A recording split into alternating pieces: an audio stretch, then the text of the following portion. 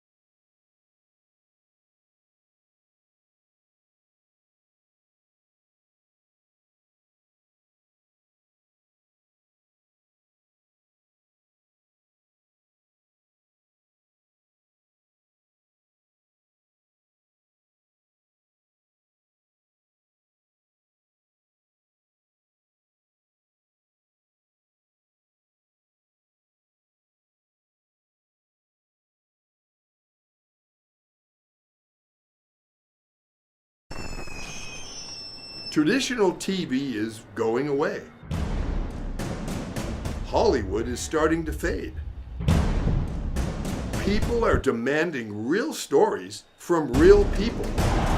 Our voices are now being heard in our own way. Podcasts, Facebook, Twitter, YouTube, and TikTok Live. And welcome back, Rise and Shine Las Vegas. I'm Jason Ha, and with me today is current candidate for U.S. Senate District 1 in Nevada, Mark Robertson. Mark, Hey. it really is Thank a you so pleasure to much. have you here. And it's U.S. Congress for Did I Congress. misspeak again? You Yes. said Senate, but that's all right. It's U.S. Oh, Congress. No, yeah, representative, exactly, yeah, yeah, that's District 1, fine. yeah. So tell me about what you're doing here now. Let's just start with that. So the campaign's off and running. I was the Republican nominee last year, and so we've got an army of volunteers that are still in place. Lots of people know my name. We did very well in the last election, so everything now is out talking to voters. I'm doing meet and greets every day and multiple locations, and it's all talking to voters, finding out what's on their mind, and letting them tell me what the issues are for them. And so that's where I'm spending most of my time. That's a great way to start. The gears, the mechanisms are already in place. All your infrastructure, the whole camp. So now you can really just set about reaching people directly. That's right. Last time was the first time I'd ever run for public office, and learned a lot of lessons. Just like Ronald Reagan and Abraham Lincoln, who both lost their first election, I learned a lot from 2022 that we're now using in 2024 to win this time. Absolutely. Any great success usually comes following significant failures. Yeah, I That's think you learn more in failure than you do in success. You would hope so. Yeah. It's not always true, but you would Yeah. hope so. So, as far as what you're trying to address, what your goals are, what your ambitions are as a representative. Yeah, so I don't like the direction the country's going. I don't like the huge government spending, overspending, printing and borrowing money that we don't have, which has caused inflation. And that $35 trillion, going on $35 trillion of debt being left for our children and grandchildren, it's just not the right thing to do. It's not morally right to saddle our kids and grandkids with that type of debt. I don't like what's going on our borders. It's an invasion of our borders, the flow of guns, gangs, and drugs across our southern border. We've got to secure our own borders.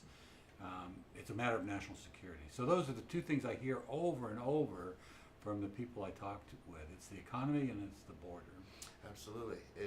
As far as the immigration and the illegal immigration and all of that goes, Las Vegas, we seem to employ a large percentage, maybe not on the level of California, obviously with their borders, but they seem to be opening up all sorts of benefits and services for them rather than cutting things off. Yeah. It's quite a battle that you probably all have in Congress. There. Now I'm pro immigration. I mean, my ancestors immigrated to the United States. Most of us would not be here, That's right. except for those Native Americans who were here. Most of us, and so I'm pro immigration. But it ought to be the people we decide who come here. It ought to be the people who have the skills so they can contribute to our economy right away.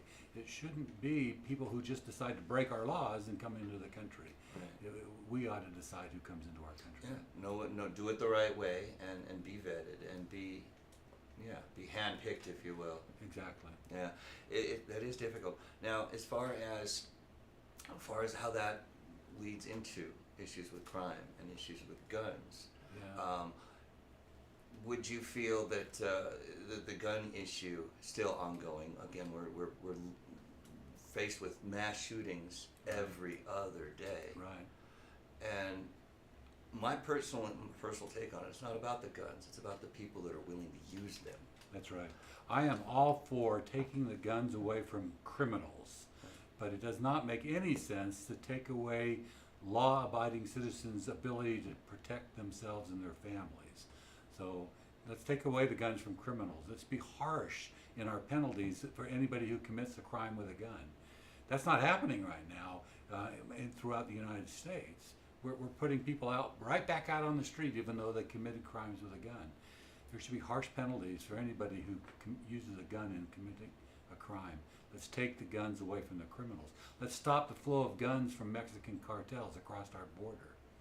But let's protect the right of law-abiding citizens to own and carry guns in their own self-protection. Absolutely. Now, do you feel that there is some gun is too much gun? Now, a lot of attempts to rein in gun control has been to draw some lines between what's an appropriate gun and what's too much. Yeah, Now, obviously, you can't own a tank. right, You can't own a bazooka. right. Now, you're a colonel, retired colonel in the army, so maybe you can own. No, one of I those. don't own a tank or a bazooka. But so there are lines drawn in those extremes. Uh-huh. Well, I've heard people say, yeah, you don't need an AR-15 to go hunting.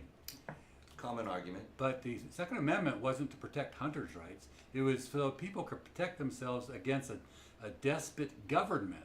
They were fighting the government of England, the world's largest army. They were protecting themselves from their government and from despots. It wasn't so that they could go hunting. It was to protect themselves. And we ought to allow people to protect themselves.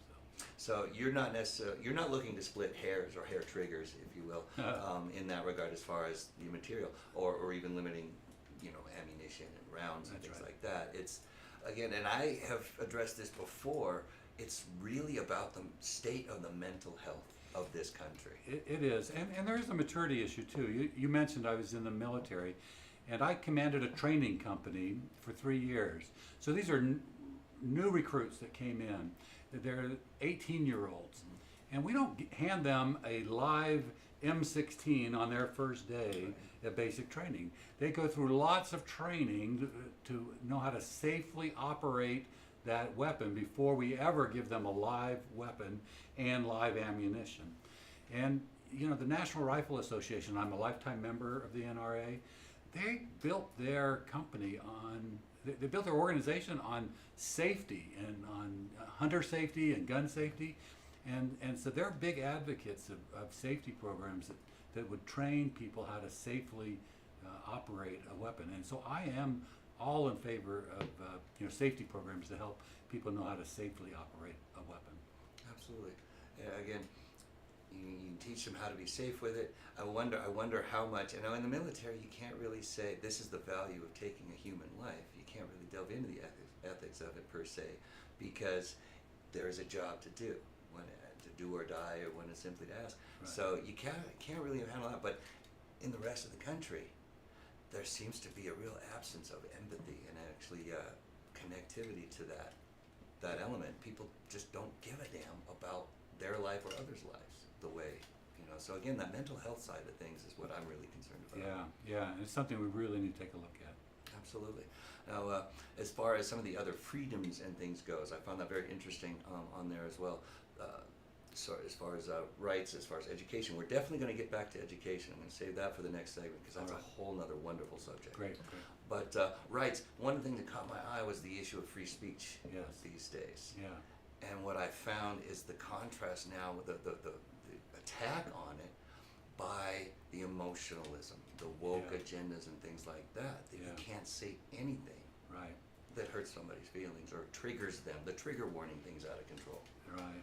Yeah, this whole cancel culture that if a group doesn't agree with what you're saying, they make a concerted effort to cancel you and to make sure they silence your voice. You see universities allowing their student body to boo and make noise so that a guest speaker, somebody the university invited to speak, and the university allows the students to make it so that that person can't speak. And the universities are where we ought to have a free exchange of ideas, as long as it's not people calling for the extermination or the genocide against a particular The race. enormous rash of the highest of our Ivy League schools and the like, Right. with the anti-Jew and the pro-Palestinian, all of that that's going on. Right. It's crossed the line Right. significantly. That's right. Yeah. Yeah, so yeah, I'm a big freedom of speech, freedom of religion, all of the First Amendments to the Constitution, which we call the Bill of Rights. So, and learning what I have, you're a man of faith. You remember, you're active church goer. And as far as you are a Republican, as far as the other more extreme sides of that party and their views as far as books in schools and things like that, that gets to be another very delicate, very tricky issue. So, as far as free speech goes, are there lines that you wouldn't cross as far as what's promoted there? Well, so deciding what's appropriate in a school has nothing to do with free speech. People can still go out buy that book. They can talk about that book. We're not impeding on anybody's free speech. We're going to talk about education, but I'll just say that we are failing our students in math, science, and reading.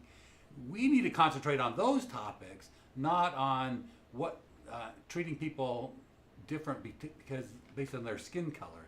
This CRT stuff. We ought to be focusing on math, science, and reading because that's where we're failing our kids. I think that's somewhere, the country culturally we are really losing our grip is things like the CRT and so many of the other issues there. It's really I can appreciate that. Now we're going to get back to education, but I wanted to come back to some of your background. Yeah. You were a business owner Yep. in Henderson. Yep. And definitely business rights and the separation, the overreach of government regulation into businesses. I feel strongly about that as well. Tell me about that. Yeah, so I'm for small government. If you look at the Constitution, if you read the documents and what the founding fathers envisioned for the federal government, it was a small federal government.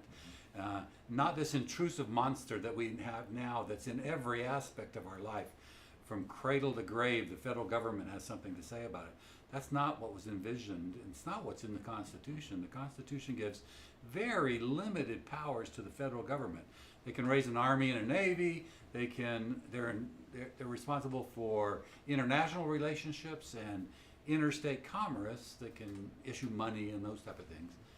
Everything else is left to the states and to we the people. And I'd like to get back to that, to a small federal government and having we the people have the rights and the power. That's where it's designed to be. 100%. I agree completely. I've always felt very strongly that the abrogation of a business owner's rights Right. is truly a violation of their human rights. Yeah. The individual rights, that is private property, Yeah. as opposed to public property. Right. Public institutions, publicly funded, publicly shared, they're beholden to everyone. They adhere to everyone's expectation. Private property, a business, even though you hang a sign on the door, that might as well be your own home. Right. And for the government to step in and say you have to sell to them, and you have to sell to them, and you have to do this, and you have to do that, Right. that violates our very individual rights. That's right. That's right. Yeah, I was in a very regulated industry. I owned a financial planning firm, and it's very regulated. About 10% of our largest expense was compliance with government regulations. I'm quite sure. We had to pay a huge percentage of what we took in to pay to make sure we were complying with all of the myriad of government regulations. It's a drain on businesses. It's a drain on the economy. That 10%, those dollars we paid to comply with regulation didn't go to help the economy at all. It went to the government, and that's not helping people. Yeah, just more administration, more bureaucracy, Yeah. more paperwork, That's right. and to pay for all of that. That's right. Very little of it actually serving the interest of conducting business properly. That's right. Yeah. Yeah. Well, that's certainly something. In Congress being what it is, it's kind of one of the things I always think that it's by committee. How efficient could it be if it's need to spell with 2 M's and 2 T's and 2 E's? Yeah. Fortunately, by design, Congress is not very efficient, and I like that. The founders of the document wanted to make it difficult for the federal government Okay. to impose all these laws on it, and so I like that. There's the joke is, if pro is the opposite of con, got that? Pro is the opposite Okay. of con. What's the opposite of Congress? Progress. Yeah. I had forgotten that. That's right. So we don't want a lot of we don't want to make it easy for Congress to pass more laws and more Right. restrictions on Americans. Yeah. I've always thought civilizations have existed for thousands of years. We haven't figured it out yet. We keep having to add new laws every. Right. Right. It's I've been of the same mind. Yeah. But speaking of, you're not going to be involved or worried about it just yet. But another pending shutdown that they're fighting over there. Do you have any thoughts on where they're at straddling those sides? Yeah, we have got to get back to regular order where every year we look at every line of the budget and we say, is this program still doing what we want it to do? Is this really where we should be spending our money? The last 2 decades, we have these monstrous bills that come at the last minute under the threat of shutting down the government, and Congress and members of Congress are given a choice.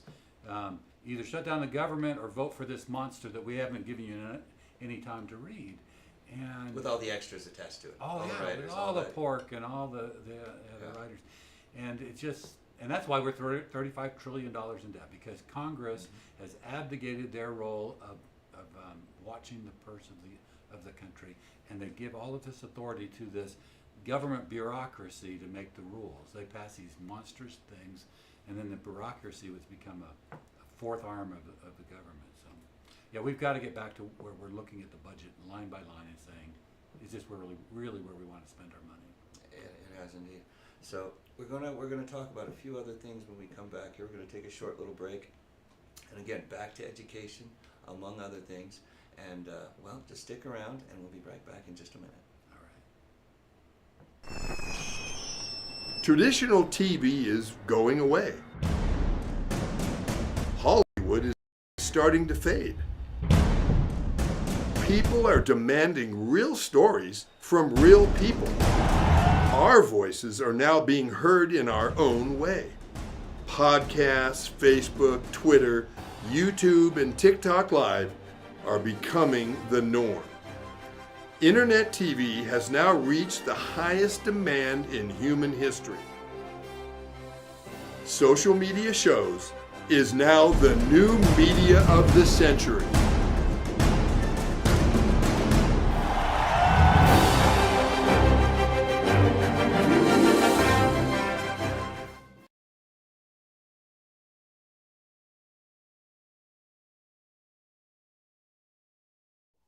Hello, everyone. This is Joseph Skoda with Social Media Shows. Well, I thank all of you for your support through these last several years, and it's been a lot of fun. We've given people a voice they never had before. Now, Social Media Shows is always collaborating with our veterans to help them do things and help out the veterans who are struggling today.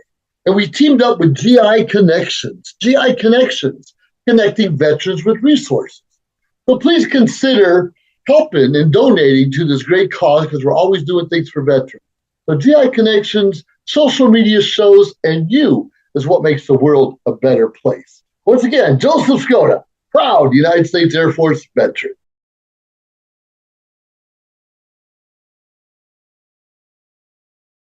Hello, everyone. Hi, I'm Deacon T with Modern Word Ministries. It's great to be with you today. Just a short little promo for our show. Every Sunday morning we have service, and you can follow us at 10 a.m. Pacific time on modernwordministries.org.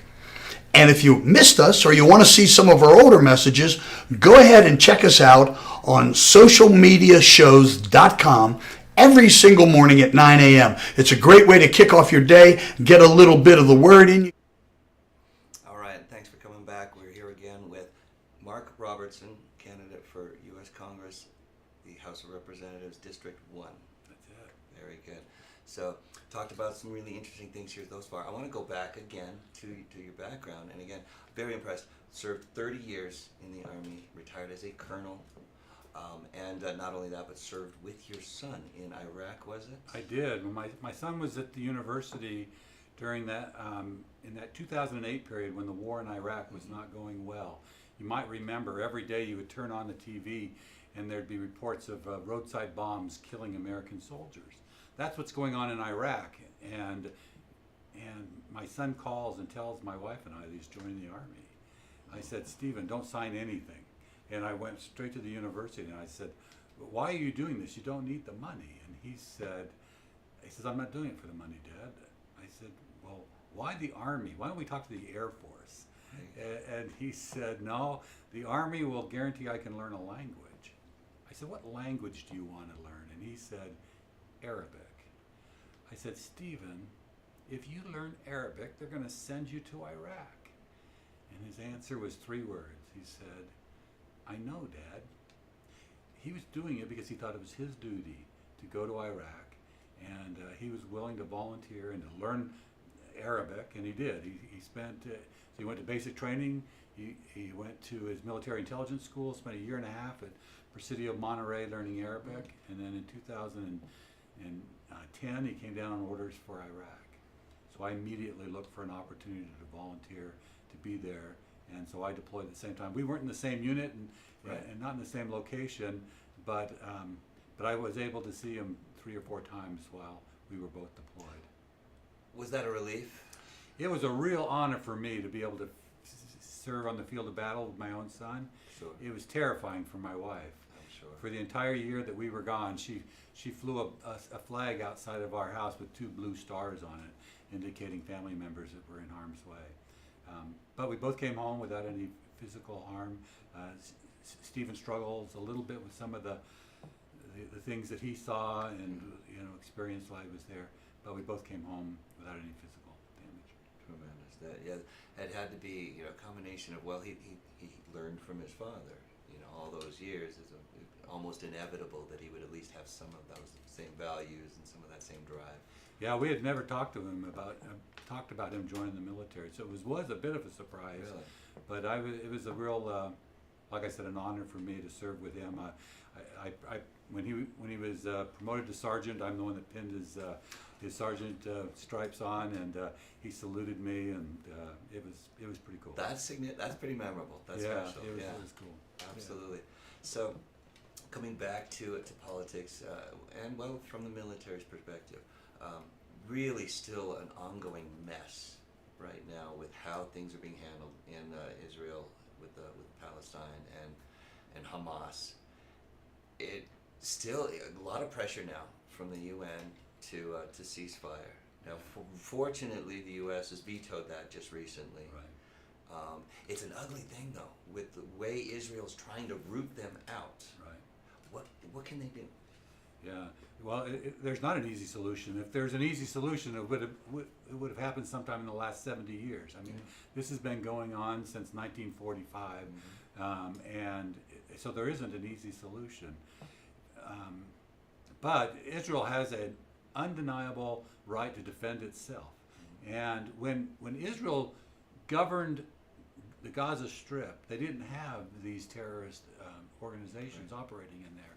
It's when Israel, in a peace gesture, allowed the Palestinians self-rule within the Gaza Strip. And they voted for Hamas, a terrorist organization, to lead them. And so the fathers and the mothers who voted for this should take some responsibility to what has happened to their children. Because they're the ones that chose a terrorist organization to be their leaders. I mean, I feel for the children.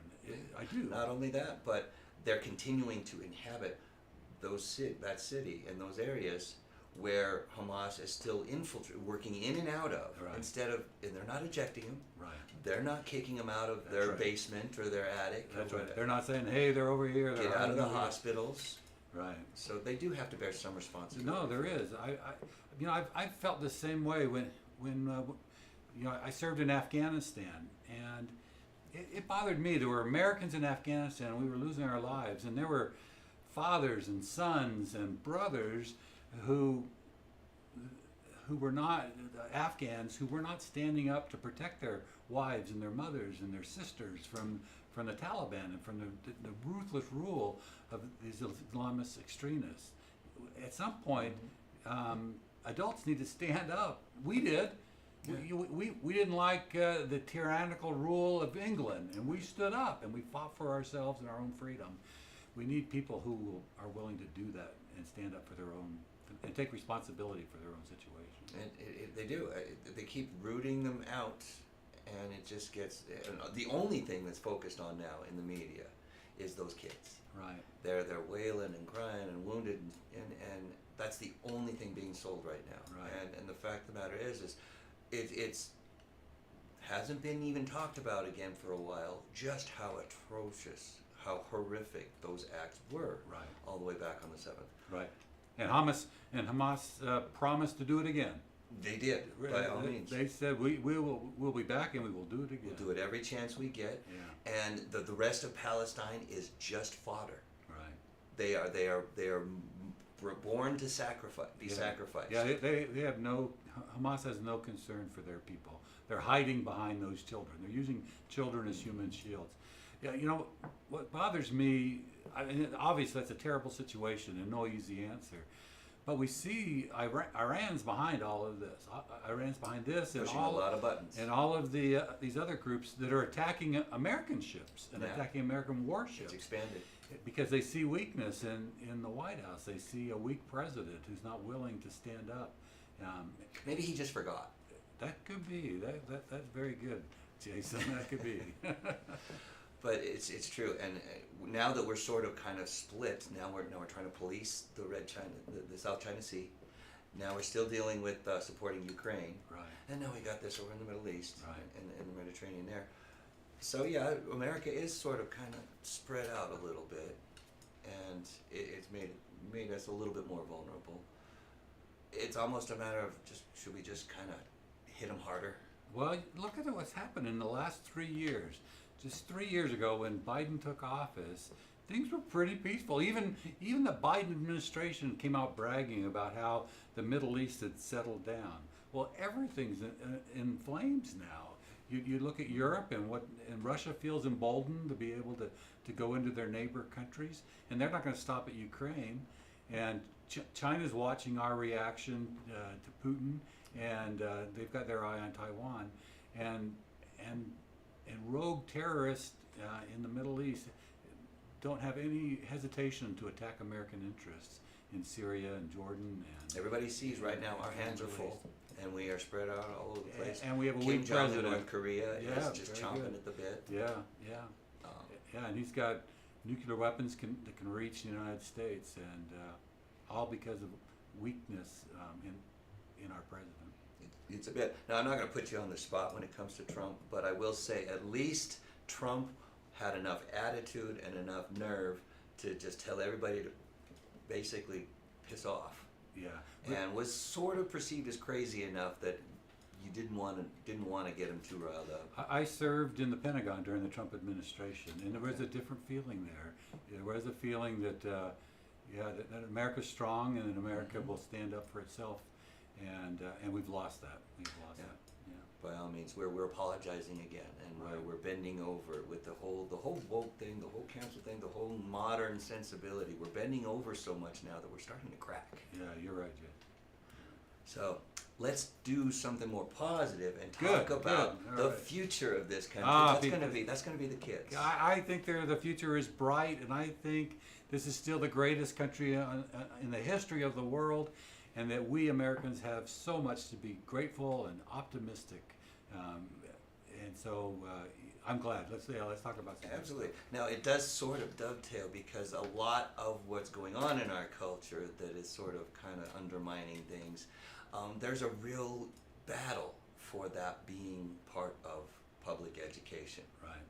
Now you taught in charter schools, among other things, And in public schools. and public schools, and I really appreciated your take on basically public versus private education or self-determined education. yeah. So tell me about So I have 4 kids. 2 of them teach, and 2 of them are married to teachers. And so we are an education family. Absolutely. And 2 of them teach in CCSD schools. 1 of them teaches in a charter, and 1 in a private organization. And I support all of them. I support parents having the right to decide which of those options is best for their child. You know, if you read the Constitution does there's nowhere in the Constitution that says the federal government should have any role in educating our children. None. None.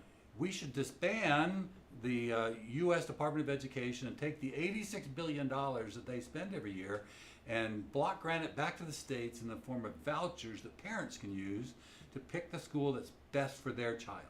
Parents are the ones who should be making these decisions, not bureaucrats in Washington, D.C. So I support education, and I support our children and support parents' rights to decide what's best for their child. You know, it sets up, though, another complicated issue as far as how that money is dispersed and how that money is determined in the first place by taxation, as far as who's paying for whose education. So it's complex, but I agree completely. For me, it doesn't seem complex. For me, it's the open market. You have schools competing for those dollars. Capitalism. Yeah, and competition raises everyone's performance. So you give a parent a voucher, and they can use that voucher wherever they want, whatever best for their child. And they have a choice. This school is teaching math, science, and reading, and this school is teaching to judge people by the color of their skin. Which school is the parent going to pick? Well, they're going to pick this one. And this school is either going to change or die. They'll have to respond to the market, and the market is parents who want their children to get a proper education. That lifts everyone's performance. And you know who's most in favor of vouchers? It's the people in those failing inner city schools. It's the ones who are trapped in these failing Have no schools. choice. They're the ones who want vouchers. They're saying, give me the opportunity that these wealthy kids have. Right. Let me pick for my kids and give them those opportunities. We owe it to them. They ought to be able to do that. Maybe they could go to a school without metal detectors and security guards and things. Yeah. Hopefully. There's a very successful private school in Henderson, and the tuition that the parents pay there is less than what Clark County School District pays per student. So if you just take the money that Clark County School District's spending and give it to the parent in a voucher, they could go to this private school that does very well in Henderson. So for me, it doesn't seem complicated. For me, it seems. I mean, there's details that need to be fixed. You know, Yeah. transportation's one of those Right. details. But we're smart enough. We But can at figure its it out. heart, I agree completely. I've always felt that if you want something as far as social services go or anything like that done right, get it out of the government's hands. Yeah. Do it yourself. Private industry, free market. Do it Yeah. privately, and all the charities, all of the treatment programs and things like that generally are more effective and run more efficiently when Yeah. they're done by private Now, I institutions. am not against public schools. Again, I'm a product of public schools. My kids teach in public schools. I was fortunate in But- my public school. Yeah, but give them an option. Give parents an option, and give an incentive for public schools to raise their performance. Yeah. I mean, less than half of Clark County School District children can perform math or reading at the grade level. Right. That is a failing. I mean, less than half. That's failing, and so we've got to do something. And I think introducing competition is the answer. I like that, tremendous. Now, as far as some of the other things on your platform, some of the other things you're working on, I thought interesting term limits Yeah. for Congress. Yeah. I've always found that it's sort of the issue of the practical versus the principle. Yeah. Because I've always felt if people are too dumb not to vote somebody out when they've had enough, Right. then they deserve what they get. Right. But there is a practical element to that. Yeah, it makes sense. It really should only be for a handful of terms or years. You know, in Nevada, we have a state law that says anyone in public office, state, local, can only serve 12 years. I think we've got that right. So we have term limits in Nevada for state and local, but not for federal positions. When the founders of the Constitution, founders of our country, when they wrote the Constitution, they never envisioned a permanent political class. No. They envisioned that you would leave your farm for a while, go and do your duty, and then you come back and you serve under the laws that you created. But that's not how it is now. We have these career politicians. When Joe Biden brags about spending 50 years in Washington, D.C., he shouldn't be proud of that. He should be embarrassed. Right. Embarrassed that he's never had to come out and live under the terrible laws and bureaucracies that he's created. So I'm all for term limits. Now, the problem is it'll take a constitutional amendment to do that. And the the members of Congress who could initiate that process aren't going to vote themselves out of office. Right. But we, the people, like you said, we can vote somebody out. Yeah, I've always felt that's the way it works. Right. You know, you don't want them in. All right, Yeah. that's it. And I'm running against a career politician. Dina Titus has been in Congress for 14 years, and before that, she was a career politician in the state of Nevada and a university professor. She's never had to make it in the civilian world. She's never had to live under the laws that she created. And it's her time's through. It's time for her to go, and we'll get some fresh ideas in there. Oh, by all means, there. So, moving into that seat, where do you feel the Republican Party is at this point in time? Well, obviously, there's a lot of disarray in the Republican Party in Congress. It's that very narrow majority that we have, and one of the things that's a positive of all that is that Republicans think for themselves. They don't have this herd mentality. You know, when Nancy Pelosi was Speaker of the House, she made sure that her Democrats all voted the same way, whether it was good or not good for the people they represented or not. They voted one way. But Republicans, they look at who they represent and they make sure that they're representing them. So for me, I can't promise. There's 435 members of Congress. I cannot promise what the other 434 will do, but I can tell you what I'll do as your representative. I want to make government work for the people of my district. So if there's a veteran who's not getting the benefits that they're supposed to be getting, I want to fight for that veteran. I can do that without the other 434 members of Congress. I can make sure that the Veterans Administration is taking care of our veterans. I got a phone call from somebody. She had been contacting Dina Titus's office and going nowhere. The lady's name is Hope, and she contacted me just because she saw one of my campaign signs outside. She tracked down my phone number, and she called me, and she asked. She told me that she lives in senior housing and that they have mold in their housing. So my wife and I went over and visited with Hope, and she was a little bit short on hope because the government was failing her. And so we saw the mold, we saw the pictures, and that's something. And this is a federal issue because it's subsidized by the HUD, HUD Urban Development, and the member of Congress should be doing something for hope because the government's failing her. Those are the type of people that I can promise that I will work for the people in my district to make sure government works for them. I was going to ask you that very same thing, is that you are endeavoring to be a representative of these people here, but turning around, how would you be able to affect directly the people here? Yeah, if you think of our government, the president represents the entire country. Senators represent their state. It's the House of Representatives that represent the people. And so there's 750,000 people in my district. That's who I represent. That's who I'm in D.C. fighting for. That's where I'll spend my time. And, you know, I know that you look through my record, and you know I have a record of service in our community. I was a scoutmaster, and I taught youth sports, and I was on the board of directors for Opportunity Village and for the Salvation Army.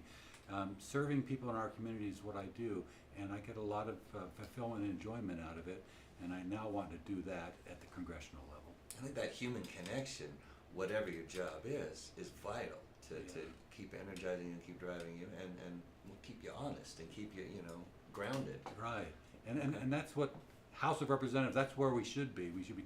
That's where we should be, is talking to the people, and that human connection, as you say. To say nothing of how hard it was for them to find a speaker. Yeah. The little egg on their faces on that regard. Yeah. A lot of disarray. Yeah. But get a little bit more military leadership in there, and maybe that'll.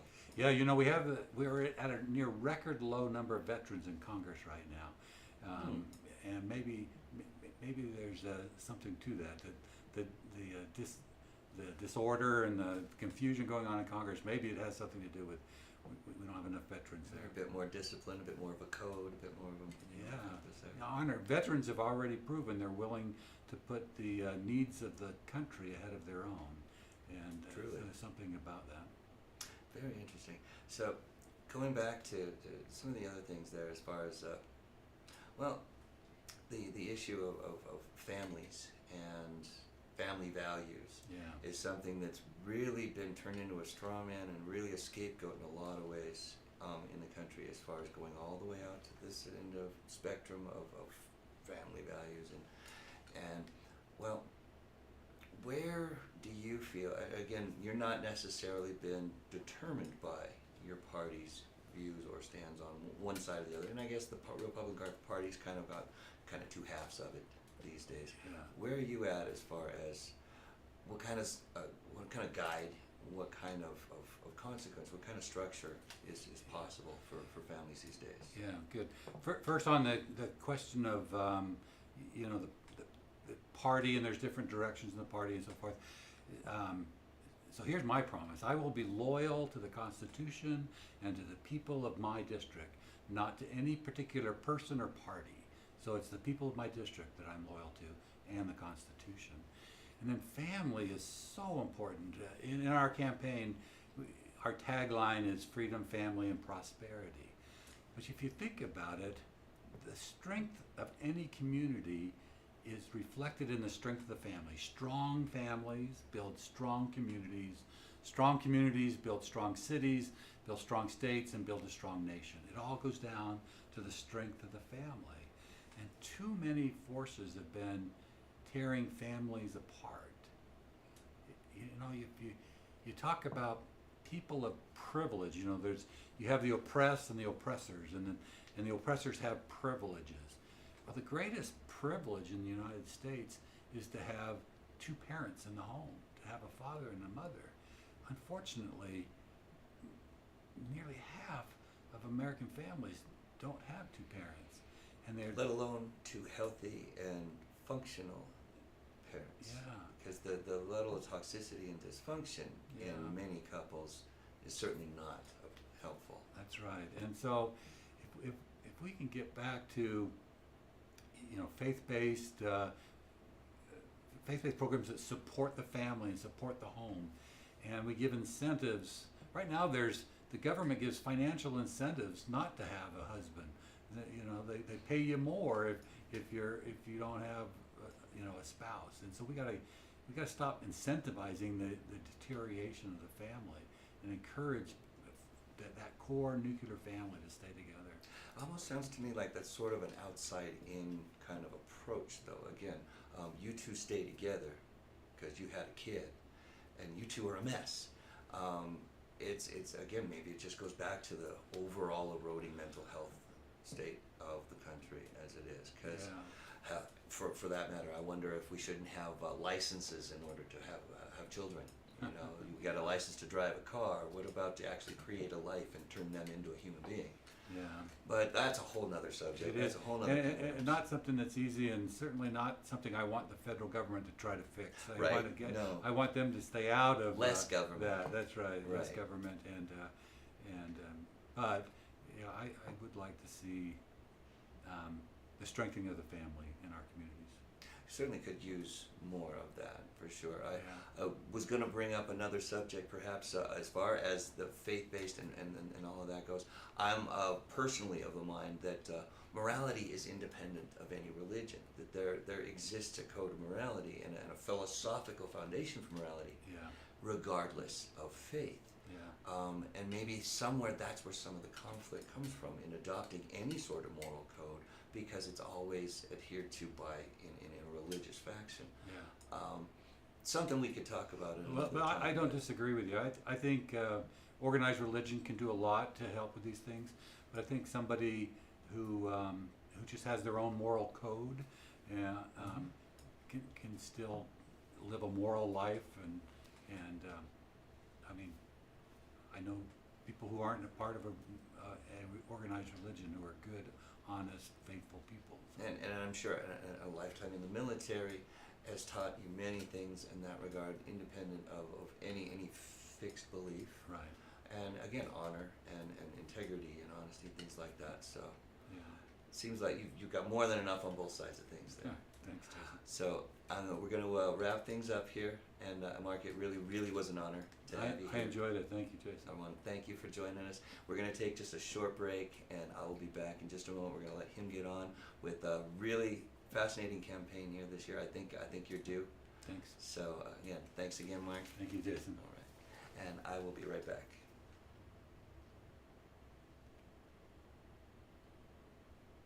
Hi, I'm Deacon T with Modern Word Ministries. It's great to be with you today. Just a short little promo for our show. Every Sunday morning we have service, and you can follow us at 10 a.m. Pacific Time on modernwordministries.org. And if you missed us or you want to see some of our older messages, go ahead and check us out on socialmediashows.com every single morning at 9 a.m. It's a great way to kick off your day, get a little bit of the word in you, get something uplifting, get you started off on your way. You know, if you're looking for prayer or you need some help, reach out to us. If you go to our website, again, that's modernwordministries.org, you can interact with me via telephone, via DM, text message, whatever you want. I'll get right back to you. So if you need prayer, you need help, you just need somebody to talk to, Modern Word Ministries is here for you. We are your church in the community. So until you see you next time, be blessed, everybody. Bye-bye. Hi, I'm Deacon T with Modern Word Ministries. It's great to be with you today. Just a short little promo for our show. Every Sunday morning we have service, and you can follow us at 10 a.m. Pacific Time on modernwordministries.org. And if you missed us or you want to see some of our older messages, go ahead and check us out on socialmediashows.com every single morning at 9 a.m. It's a great way to kick off your day, get a little bit of the word in you, get something uplifting, get you started off on your way. You know, if you're looking for prayer or you need some help, reach out to us. If you go to our website, again, that's modernwordministries.org, you can interact with me via telephone, via DM, text message, whatever you want. I'll get right back to you. So if you need prayer, you need help, you just need somebody to talk to, Modern Word Ministries is here for you. We are your church in the community. So until you see you next time, be blessed, everybody. Bye-bye.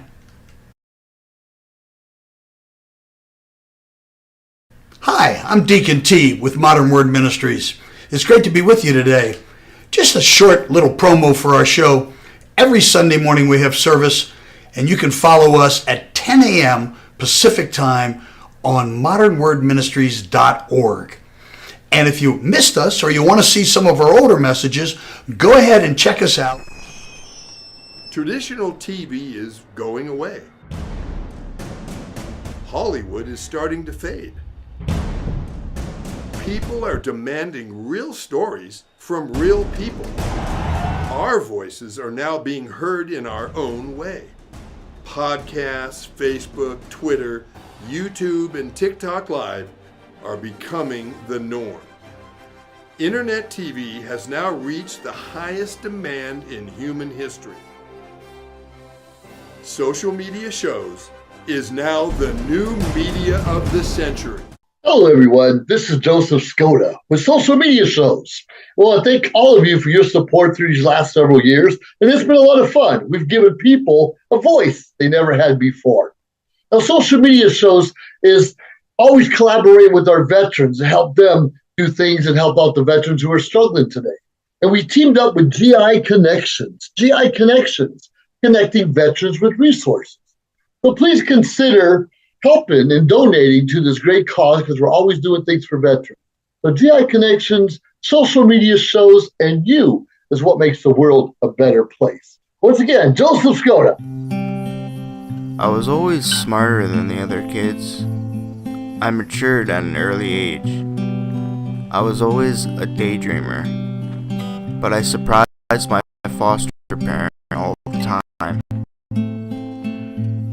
You have come a long way, Cal.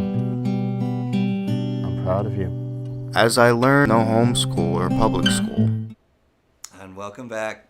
Final little goodbye here, if you will. It was really awesome. I had Mark Robertson here with me today, and it was a really great talk. There's so much more that we could get into, so definitely going to hope to bring him back again sometime soon. So it's been a great month too overall. We've had both mayoral candidates, 2 of them, with Victoria Seaman, Shelley Berkeley. I want to encourage any of the other mayoral candidates. We're going to reach out to you, reach out to us. I'd love to have you on here and just kind of help you along the way as far as what you're doing with your campaign.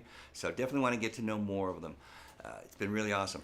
Now, for me, well, we're going to wrap this thing up now, but next week, I really am thrilled to. I get to join Dawn Sullivan on her program, Vegas Views. We're going to co-host that on Tuesday at 12 p.m. Pacific time, so I'm really excited for that. I love Dawn. She's fantastic, so looking forward to that. We're going to be back with Rise and Shine at its normal time at 11 a.m. as well. So keep watching. I really am glad you were here. And thanks again.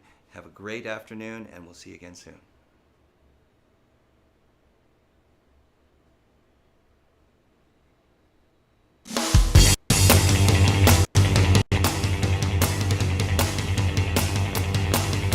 Come on, everybody.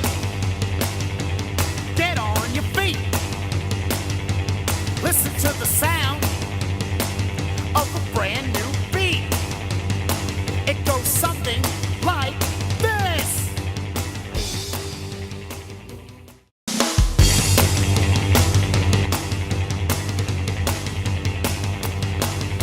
Come on, everybody. Get on your feet. Listen to the sound of a brand new beat. It goes something like this.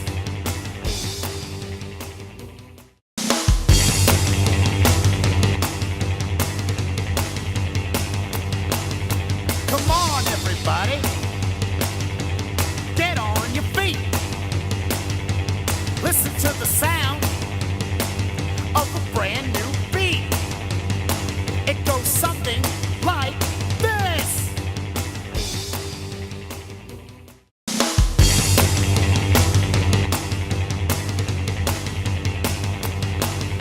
Come on, everybody. Get on your feet. Listen to the sound of a brand new beat. It goes something like this.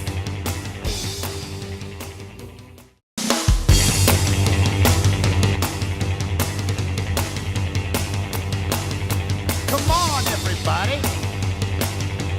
Get on your feet. Listen to the sound of a brand new beat. It goes something like this.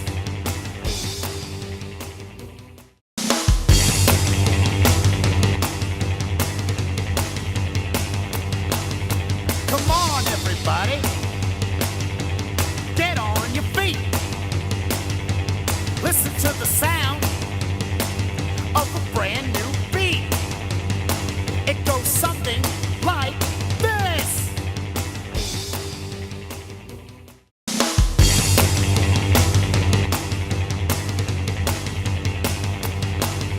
Come on, everybody. Get on your feet.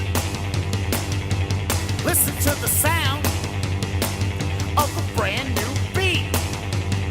It goes something like this.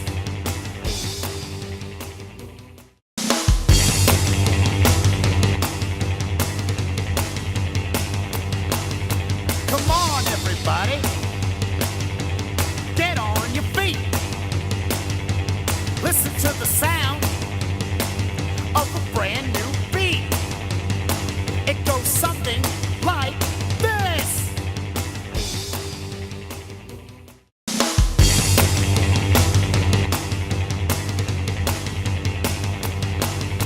Come on, everybody.